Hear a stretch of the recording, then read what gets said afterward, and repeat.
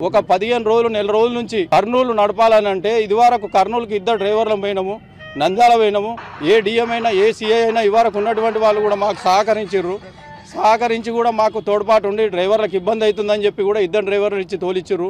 ఇప్పుడు ఉన్నటువంటి సిఐ ఆమె నేను చెప్తే ఎందుకు నడవదని చెప్పి జబర్దస్త్గా మాట్లాడుతూ నాకెవరు లేరు చెప్పటోళ్ళు అనుకుంటూ నేనే పెద్ద మనిషి లెక్క పెద్ద అజ్జెత్తుడు మా డ్రైవర్ కండక్టర్ల మీద మా కార్మికుల మీద ఆమెకు ఉన్నంత వరకు ఆమె సొంత విషయాలు ఎట్లనో ఒక జీతం ఉన్న జీతగాన్ని ఎట్లనో అంతకంటే తీసేసుకుంటూ అట్లా మాట్లాడుతుంటూ ఎవరికి లీవులు ఇయ్యదు, ఒక సిఆఫ్ ఇయ్యది. ఏమన్నా చెప్పి కూడా మనము పానం బాగాలేకున్నా ఏది లేకున్నా వచ్చినా కూడా ఆబ్సెంట్లు పంపడు. ఇటువంటి బెదిరించుడు ఎక్కడుంది? ఇది ఏ చట్టపరంగా ఉన్నదా? ఏదన్నా ఒక డ్రైవర్ ఒక డ్యూటీ చేసిన తర్వాత డ్యూటీ చేసిన తర్వాత సర్క్యులర్ ప్రకారం 8 గంటల రెస్ట్ ఉండాలి. అటువంటి సోలాపూర్ పోతే మాకు ఒక 2 గంటల రెస్ట్ కూడా ఉంటలేదు. సరిగా పోంగా చూసుకుంటూ పోతే 5 గంటలకు 3:30 పోవాలని చెప్పి 141 పెట్టింది. బండి ఎంత కొట్టుకపోయినా కూడా 6:30 అవుతుంది మాకు అక్కడికి పోయేసరికి. మళ్ళీ 7:30కి మేము అక్కడికే వెళ్ళాలి. మేము ఎవరికి చెప్పుకోవాలి? మేము ఏ టీములో కరెక్ట్ ఉన్నది టైము? టీములో ఒక రకం ఉంటుంది, ఎస్ఆర్లో ఒక రకం ఉంటుంది. డ్రైవర్ బాధ్యత లేని దీన్ని ఎవరికి చెప్పుకుంటాం? మేము మాకు యూనియన్ లేవు, మాకు ఒక బోర్డు కమిటీ మెంబర్లను పెట్టారు. ఎవరిని చెప్పి అనుకున్నారు?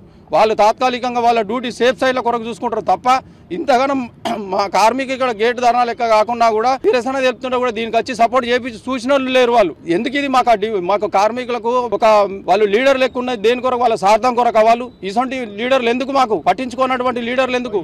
ఎవరిని అడిగి మీరు ఇంప్రూవ్మెంట్ చేస్తున్నారు?